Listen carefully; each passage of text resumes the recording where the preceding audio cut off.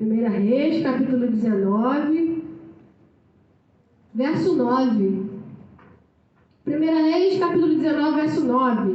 Vou ler só alguns versículos, que diz assim: E ali entrou numa caverna e passou ali a noite.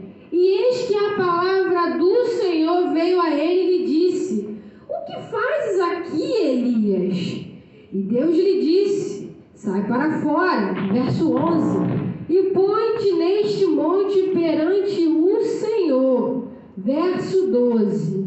E depois do terremoto um fogo, porém o Senhor também não estava no fogo. E depois do fogo uma voz mansa e delicada. Verso 15. E o Senhor lhe disse: Vai e volta pelo teu caminho para o deserto de Damasco. Chegando lá unge a Azael, rei da Síria, também a Jeú, filho de Nício, ungirá de rei de Israel, e também Eliseu, filho de Safate, de Abel-Meloá. Ungirás profeta em teu lugar. Eu gosto desse versículo aqui, porque quem conhece o profeta Elias sabe que o profeta Elias foi o profeta do fogo. Foi o profeta das viúvas, que multiplicava o azeite da viúva, a farinha da panela. Ele ressuscitou, inclusive, um filho da viúva, depois de ter multiplicado a farinha da panela dela.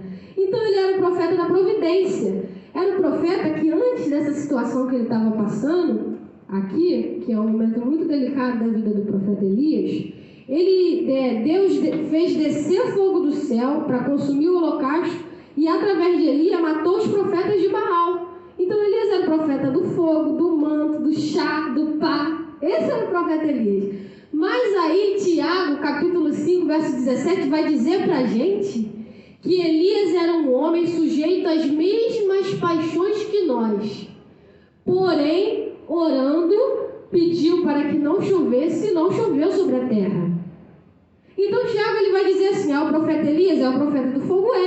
Mas ele é exatamente como nós, sujeito às mesmas provações que nós. Então, se eu entendo que Elias era sujeito às mesmas provações que nós, eu entendo que da mesma forma que ele pode ter sido usado por Deus, eu também posso ser usada por Deus. A gente entende isso. Não há diferença entre ele e nós. É o que a Bíblia diz. Só que Elias, nesse momento, irmãos, eu acho interessante que depois que Deus fez cair fogo do céu, matou os profetas de Baal, ele passa um momento muito delicado. Ele passa um momento que ele fica tão sem ânimo que ele pede ao Senhor a morte. Eu resumi o texto porque muita gente conhece. Então ele fala: Senhor, me leva, tira a minha vida, porque eu não sou melhor que os meus pais. E ele estava, irmão, ele estava em um momento, eu vou dizer só os sintomas que ele estava sentindo: isolamento, falta de disposição, ele não tinha forças para nada. Estava com um complexo de inferioridade, que ele fala no texto, né? Não sou melhor que os meus pais. Então, assim, ele passou por muitos problemas e foi tão pesado que antes mesmo o anjo já tinha dado para ele alimento, ele comeu e voltou a deitar, antes dele estar na caverna. Ou seja, irmão, se o anjo aparece para você, o que você vai fazer?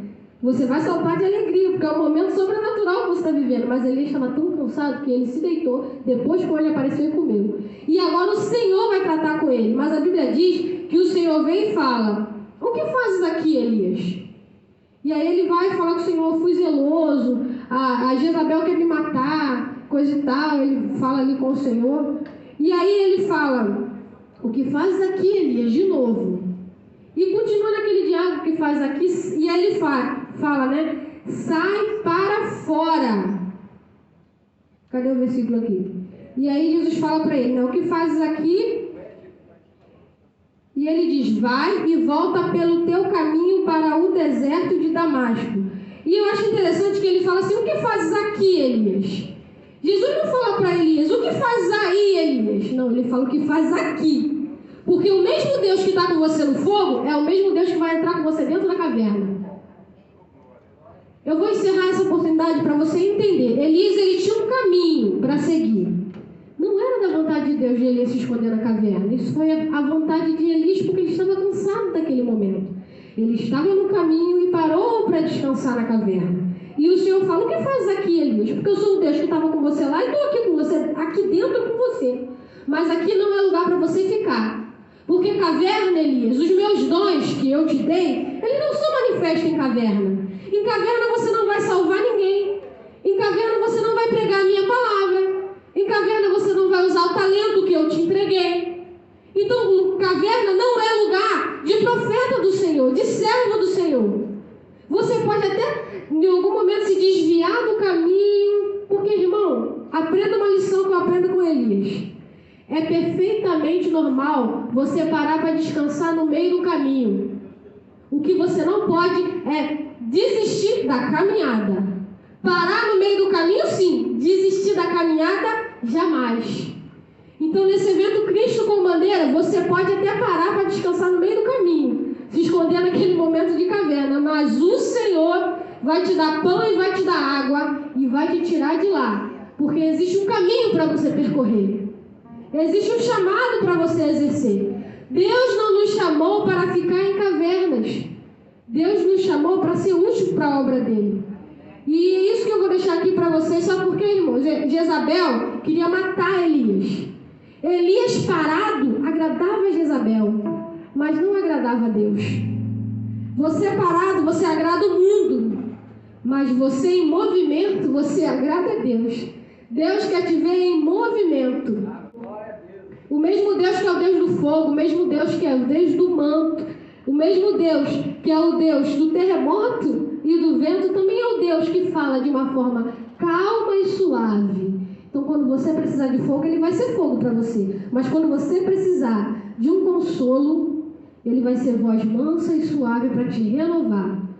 Porque a Bíblia diz em Mateus 11, 28, vinde a mim todos vós que estáis cansados e sobrecarregados, que eu vos aliviarei. E por muito tempo eu pensei que esse versículo era para missão, para quem não é cristão, negativo. A Bíblia diz, vinde a mim todos. Então, irmão, se você tiver um momento que você está cansado, não desiste da caminhada, não. Para descansar, recupera o fôlego, coloca o seu fardo sobre o Senhor, porque o fardo dele é leve e o jugo dele é suave. Amém? Deus abençoe vocês. Vamos continuar.